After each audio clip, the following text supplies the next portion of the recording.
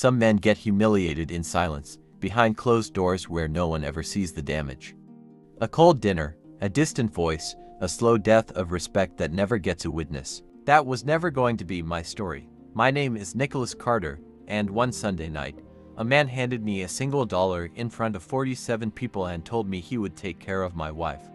I remember every face that saw it happen. It all started with something that felt harmless at the time.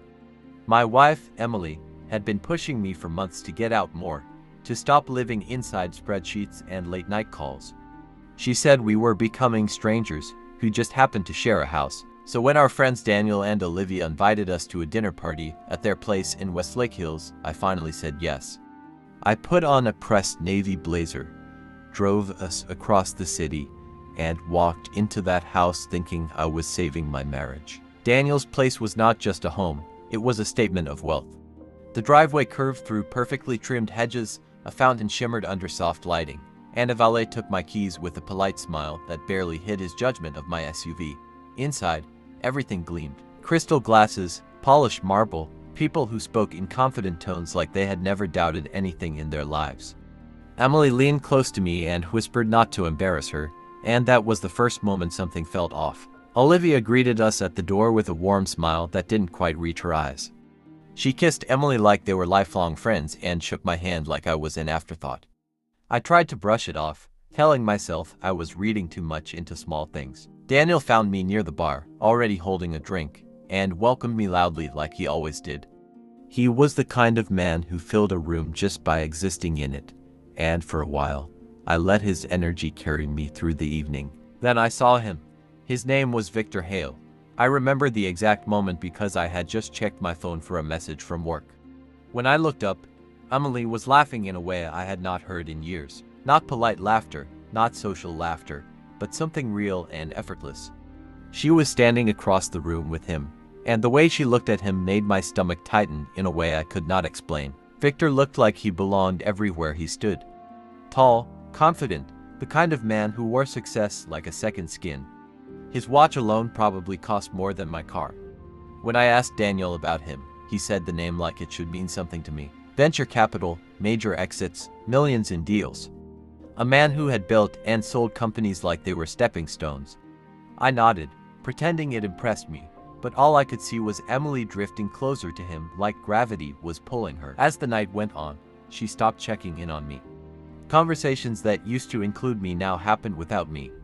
By the time the clock passed 9, they were standing near the window together, the city lights behind them making the whole scene feel staged. I stood with strangers, nodding at conversations I was not really hearing, while something inside me quietly started to break. I should have walked over. I should have said something. A friend once told me that I let things sit too long, that patience can turn into weakness if you let it. But I stayed where I was, watching my own life shift in real time, like a structure slowly leaning before it collapses. Then everything changed in a single moment. I was walking toward the bar when Victor stepped directly into my path. He did not hesitate or stumble. He moved with intention, like the space already belonged to him. He looked at me and said I must be Emily's husband. Not a question, just a statement. I introduced myself and offered my hand.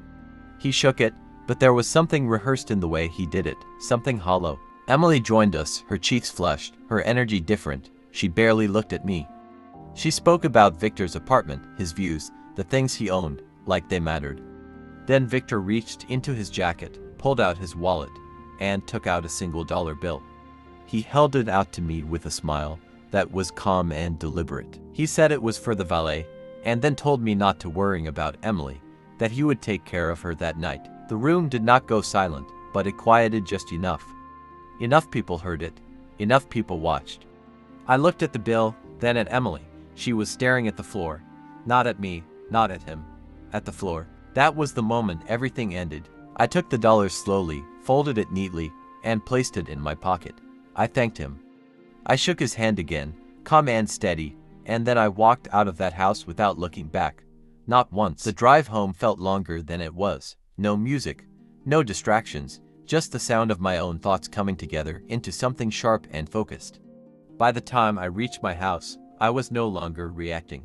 I was planning. I made 3 calls that night, one to my business partner, one to my attorney, and one that would change everything for Victor Hale.